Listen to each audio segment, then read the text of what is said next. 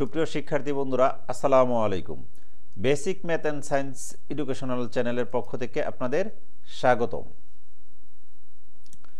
আজকে আমরা আলোচনা করব জ্যামিতির অতি গুরুত্বপূর্ণ একটি বিষয় চতুর্ভুজ নিয়ে। তো আজকের আলোচনার বিষয় আমাদের চতুর্ভুজ।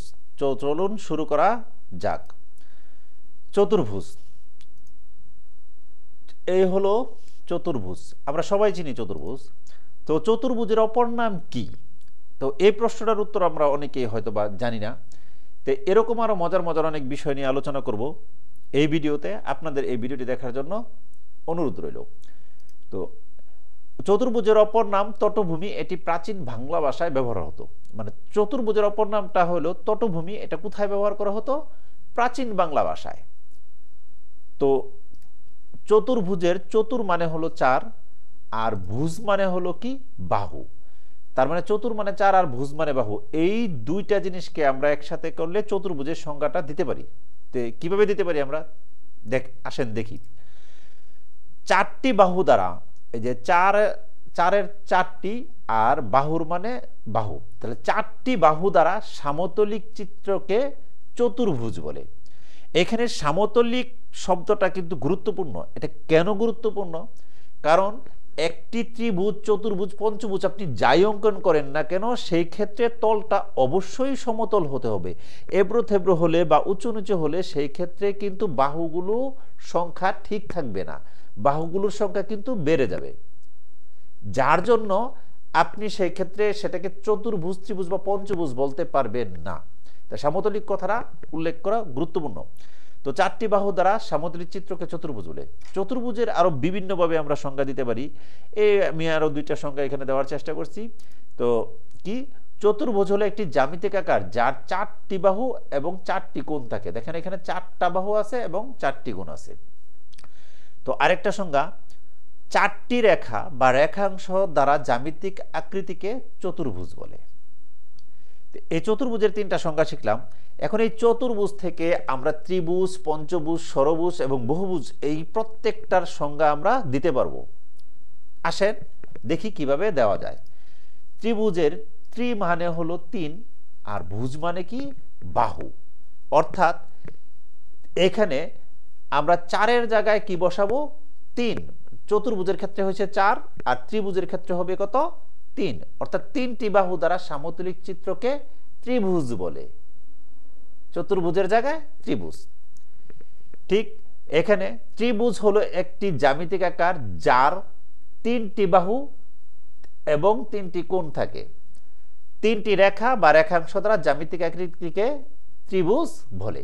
পঞ্চভুজের ক্ষেত্রে পঞ্চ মানে হলো পাঁচ, আর ভুজ মানে কি? বাহু। অর্থাৎ পাঁচটি বাহু দ্বারা সামুদ্রিক চিত্রকে পঞ্চভুজ বলে। পঞ্চভুজ হলো একটি জ্যামিতিক আকার যার পাঁচটি বাহু এবং পাঁচটি কোণ থাকে।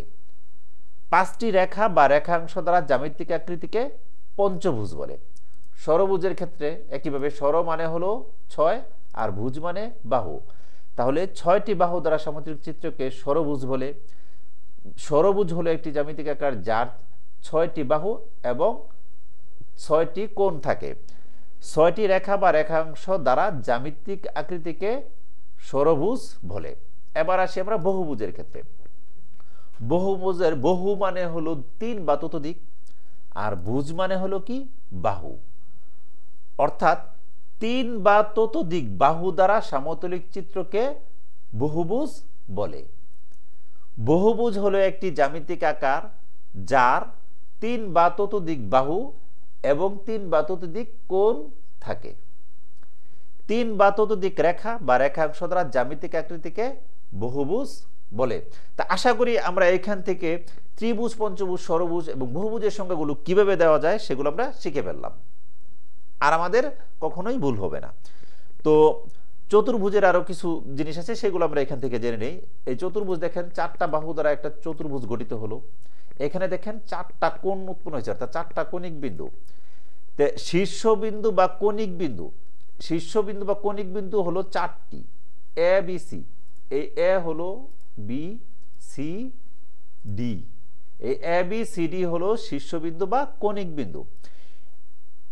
বাহু চতুর্ভুজের বাহু কয়টি? 4টি, এবি বিসি সিডি ডিএ। তাহলে এবি বাহু কোনটুকু?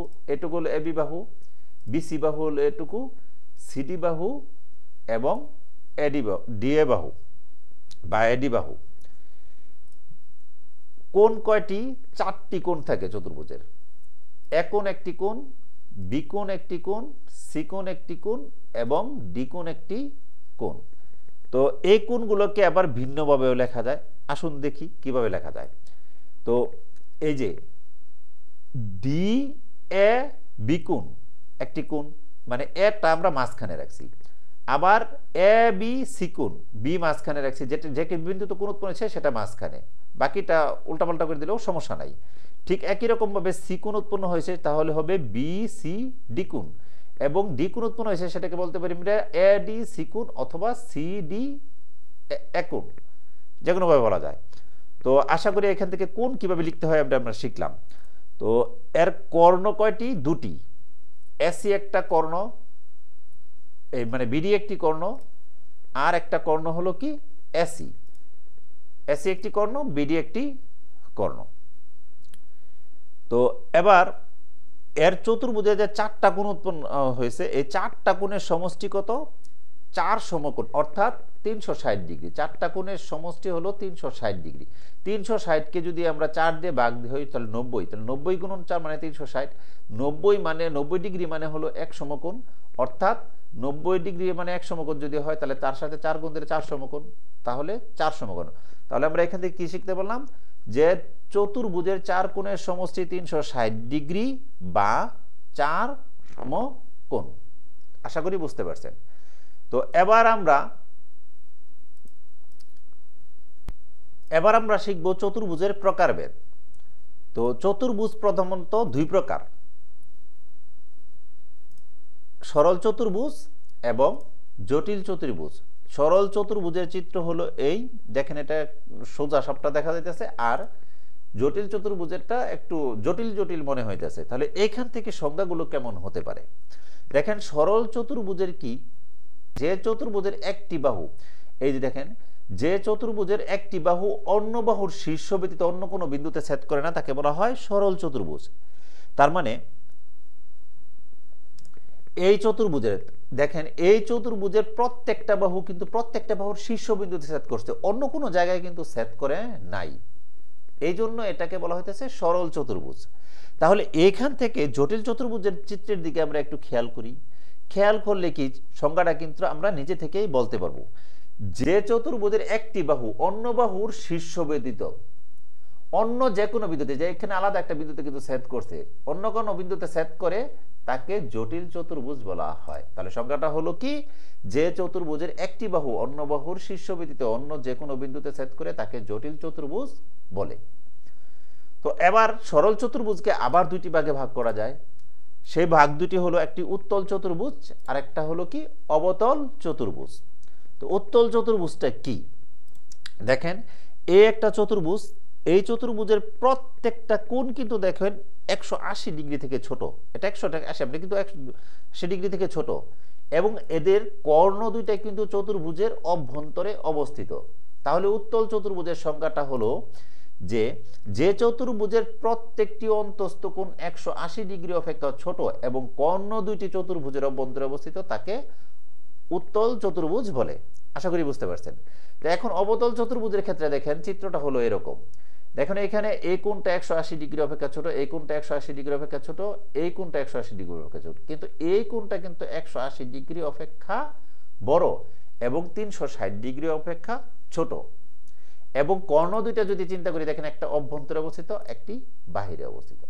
তাহলে সংজ্ঞাটা এরকম দাঁড়াইতেছে, যে চতুর্ভুজের যে কোনো একটি কোণ 180 ডিগ্রি অপেক্ষা বড় ও 360 ডিগ্রি হতে ছোট এবং কর্ণ দুইটির একটি চতুর্ভুজের বাহিরে অবস্থিত তাকে অবতল চতুর্ভুজ বলে। তাহলে এই কোণটা কি 360 মানে 180 ডিগ্রি অপেক্ষা বড়, 360 ডিগ্রি অপেক্ষা ছোট, এবং এই কর্ণ দুইটার একটি দেখেন চতুর্ভুজের বাহিরে অবস্থিত। এই ধরনের চতুর্ভুজ হলে আমরা সেটাকে কি বলবো? অবতল চতুর্ভুজ।